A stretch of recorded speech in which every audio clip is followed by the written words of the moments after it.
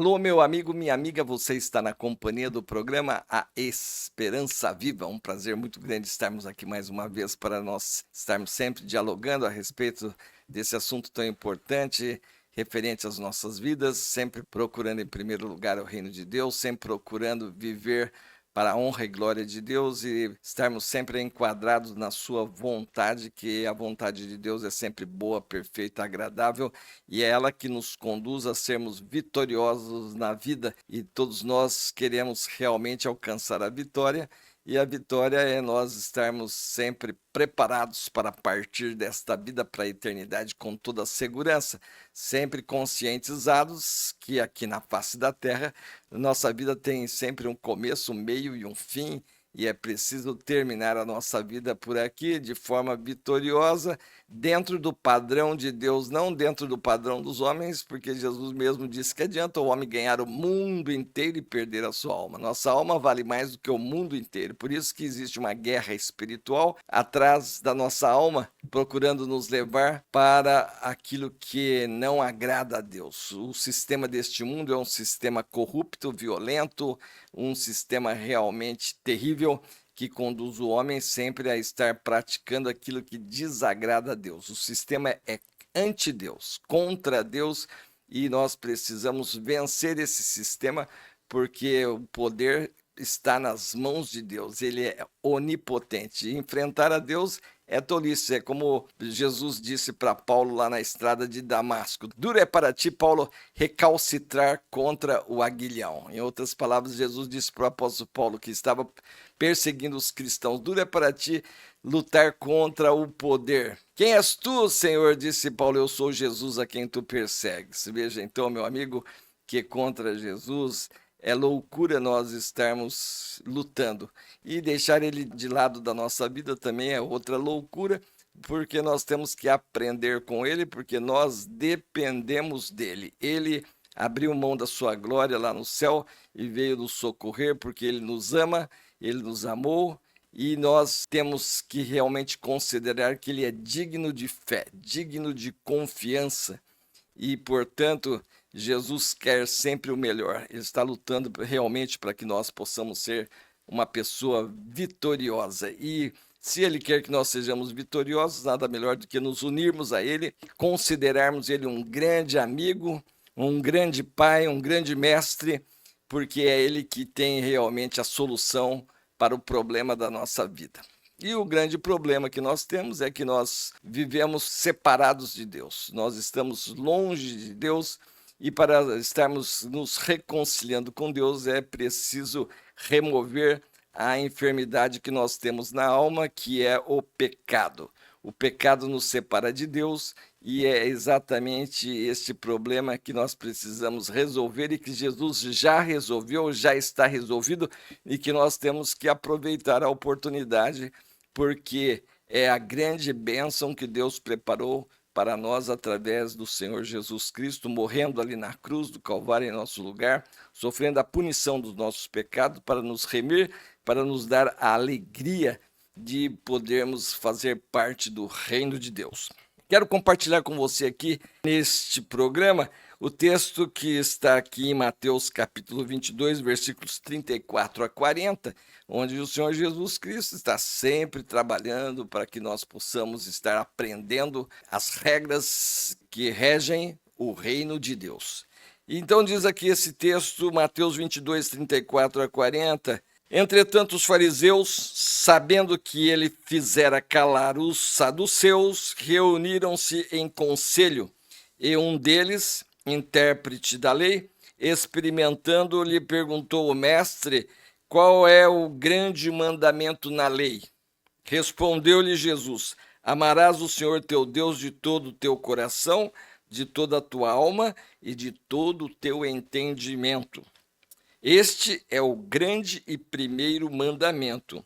O segundo, semelhante a este, é: amarás o teu próximo como a ti mesmo. Desses dois mandamentos dependem toda a lei e os profetas. Veja aqui, meu amigo, minha amiga, que os fariseus, sabendo que Jesus fez calar os saduceus, que eram uma seita de religiosos que tinha lá as suas doutrinas, e Jesus mostrou para ele que a doutrina dos saduceus era uma doutrina errada e que eles não compreendiam nem a palavra de Deus. E aqui os fariseus, então, querendo enfrentar Jesus, então selecionaram lá um intérprete da lei para experimentar Jesus, querendo colocar realmente Jesus em uma cilada, para que possam pegar em Jesus alguma falha para poder acusá-lo e depois condená-lo. Então se aproxima lá o intérprete da lei e faz a pergunta maliciosamente, né, como se ele tivesse realmente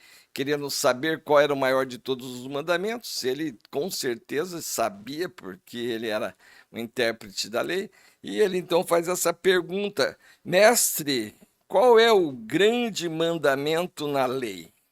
E Jesus então responde com toda a categoria.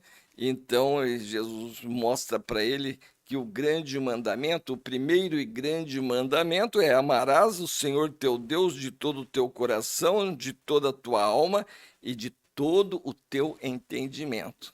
Veja que aqui a pergunta é: qual é o grande mandamento? O mandamento, nós já temos a palavra aqui, que é a questão de mandar, é uma obrigação que nós temos que ter. Qual é o grande mandamento na lei?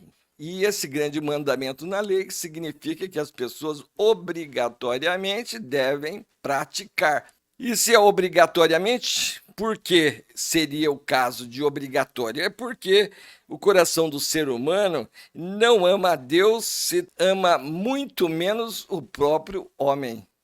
O coração do ser humano não tem interesse nenhum de amar a Deus sobre todas as coisas. Ele quer amar a si mesmo, quer estar acima não só de Deus e também do seu próximo. É este o grande problema que nós temos que resolver, porque nós queremos agir como se nós fôssemos Deus. Nós não queremos amar a Deus, nós queremos agir como Deus age. E aqui então é que está o grande problema que nós precisamos admitir que está na nossa alma. Todos nós temos esse problema. Foi o problema que Adão adquiriu quando ele desobedeceu a Deus ali no Jardim do Éden. E Deus disse para ele: maldita a terra por tua causa, pela essa decisão que você tomou de me desobedecer. E assim a semente de Adão se tornou uma semente corrupta, uma semente que é contaminada, e todos nós somos descendentes de Adão e trazemos na nossa alma esse problema de querermos viver como se Deus não existisse. Mas Deus veio no nosso socorro através da pessoa do Senhor Jesus Cristo, enviou seu Filho para que morresse por nós, pagasse o preço dos pecados que nós cometemos, porque assim diz a palavra de Deus lá em João 3,16, porque Deus amou o mundo, Deus amou a humanidade de tal maneira que deu o seu Filho unigênito para que todo aquele que nele crê não morra, mas tenha vida eterna. Então, Deus veio aqui em nosso socorro e nos dá, continua nos dando a oportunidade de nós nos arrependermos, pedirmos perdão a Deus e reconciliarmos com Deus. E assim, então, nós temos que estar sempre tendo essa consciência da nossa enfermidade espiritual. E Jesus, lá em Mateus capítulo 15, ele também vai mostrando o problema que nós temos, né? Ele diz lá: vós não entendeis ainda? O que sai da boca vem do coração, e isso que contamina o homem, porque do coração procedem maus propósitos, homicídios, adultérios, prostituição, furtos, falsos testemunhos e blasfêmias. São estas coisas que contaminam o homem, mas o comer sem lavar as mãos não o contamina. E assim também, apóstolo Paulo confirmando, depois de convertido, depois já de ter rendido a sua vida a Cristo e ter aprendido com ele, também confirma lá em Gálatas capítulo 5, no versículo 19, ele fala a respeito dessas obras que a alma do ser humano contaminada produz. Ele diz lá em Gálatas 5, 19 a 21, ele diz: ora, as obras da natureza humana produzirão os seguintes resultados: imoralidade sexual, impureza e libertinagem, idolatria e feitiçaria, ódio e discórdia, ciúme e ira, esforço constante para conseguir o melhor para si próprio, queixas e críticas, dissensões, facções, inveja, embriaguez, orgias e toda esta espécie de coisas. Vou dizer-lhe novamente, como já o fiz antes, que todo aquele que levar esse tipo de vida não herdará o reino de Deus. Então veja aqui, meu amigo, minha amiga, essas confirmações dos nossos próprios mestres, o Senhor Jesus Cristo, o apóstolo Paulo, e também podemos ver isto também lá em Apocalipse, capítulo 21, quando o apóstolo João que foi transladado para o céu e Deus revelou para ele todas as coisas que irão acontecer, e ele, lá em capítulo 21, ele relata o seguinte: e aquele que está assentado no trono disse: quanto, porém, aos covardes, aos incrédulos, aos abomináveis, aos assassinos, aos impuros, aos feiticeiros, aos idólatras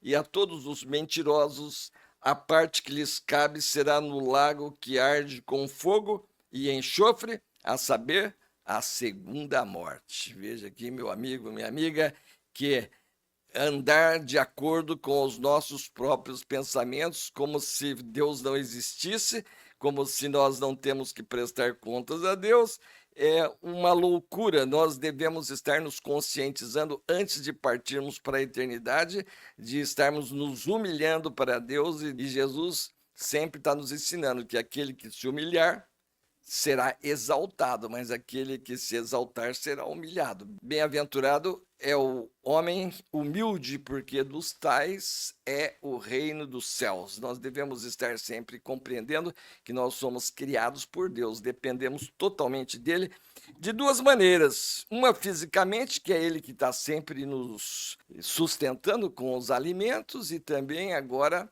através da grande obra que Jesus realizou ali na cruz do Calvário. Ele morreu por nós, sofreu a punição dos nossos pecados, e só ele tem o poder de nos purificar de todos os nossos pecados. E precisamos ter essa atitude antes de partirmos daqui para a eternidade. Quando nós assim fazemos, não importa o tipo de pecado que nós praticamos, mas se nós nos humilharmos e se nós reconhecemos que Jesus Cristo é o Salvador, e se nós bebermos da água que ele nos oferece, que significa se nós obedecermos os seus mandamentos. O seu mandamento é exatamente isso: amar a Deus sobre todas as coisas. E assim, amando a Deus sobre todas as coisas, nós também vamos aprender a amar o nosso próximo como a nós mesmos. Precisamos amar a Deus, diz lá Jesus para o intérprete, amar a Deus sobre todas as coisas, de todo o nosso coração, com toda a nossa alma e com todo o nosso entendimento. Por isso que o sábio Salomão, lá em Provérbios, capítulo 23, versículo 26, ele relata as seguintes palavras de Deus: filho meu, dá-me o teu coração e os teus olhos observem os meus mandamentos. Filho meu, dá-me o teu coração. É exatamente esse ponto, quando nós entregamos o nosso coração para Deus, para o Senhor Jesus Cristo, aceitando ele como nosso único e todo suficiente Senhor e Salvador. Então agora ele vai nos ajudar a sair dessa situação, porque o sangue de Jesus Cristo nos purifica de todo pecado, diz o apóstolo João lá na sua primeira epístola, capítulo 1, versículo 7. E ele continua dizendo: se dissermos que não temos pecado nenhum, a nós mesmos nos enganamos, e a verdade não está em nós. Se dissermos que não temos cometido pecado, fazemo-lo mentiroso, e a sua palavra não está em nós. Mas se confessarmos os nossos pecados, ele é fiel e justo para nos purificar os pecados e nos purificar de toda injustiça. E assim, então, meu amigo, minha amiga, esta é a maior de todas as sabedorias, é realmente reconhecermos o nosso estado de pecadores, de condenados, conforme diz lá Paulo em Romanos 3, 23, todos pecaram, em todos estão destituídos da glória de Deus. Então, nós agora temos a solução no grande ato de amor que Jesus praticou por nós ali na cruz do Calvário, sofrendo a punição dos nossos pecados, nos dando a alegria de podermos encontrar a solução desse problema que nos afasta de Deus e que nos tira o dom da vida eterna, porque nós vimos ali que quem pratica essas coisas sofrerá o dano da segunda morte. E é dessa segunda morte que nós temos que escapar, pois Jesus Cristo, ele nos dá a vida eterna. E é exatamente esse ponto que nós precisamos vencer. O apóstolo João também nos mostra realmente o caminho da vitória. Lá em 1 João capítulo 5, versículo 4, ele diz assim: todo aquele que é nascido de Deus vence o mundo. E esta é a vitória que vence o mundo, a nossa fé em crer que Jesus Cristo é o Filho de Deus. E assim, agindo, nós também vamos receber de Jesus as seguintes palavras, conforme o apóstolo João viu também lá no Apocalipse, capítulo 21, ele disse: aquele que está sentado no trono disse: eis que faço novas todas as coisas, inclusive a nossa vida, conforme Paulo diz lá em 2 Coríntios 5,17, ele diz lá: quem está em Cristo, nova criatura é, as coisas velhas já passaram, eis que tudo se fez novo. E então Jesus, assentado no trono, disse lá para João: eis que faço novas todas as coisas, e acrescentou: escreve, pois essas palavras são verdadeiras e fiéis. Disse-me ainda: tudo está feito. Eu sou o Alfa e o Ômega, o princípio e o fim. Eu, a quem tem sede, darei de graça da fonte da água da vida. O vencedor herdará estas coisas, e eu lhe serei Deus, e ele me será filho.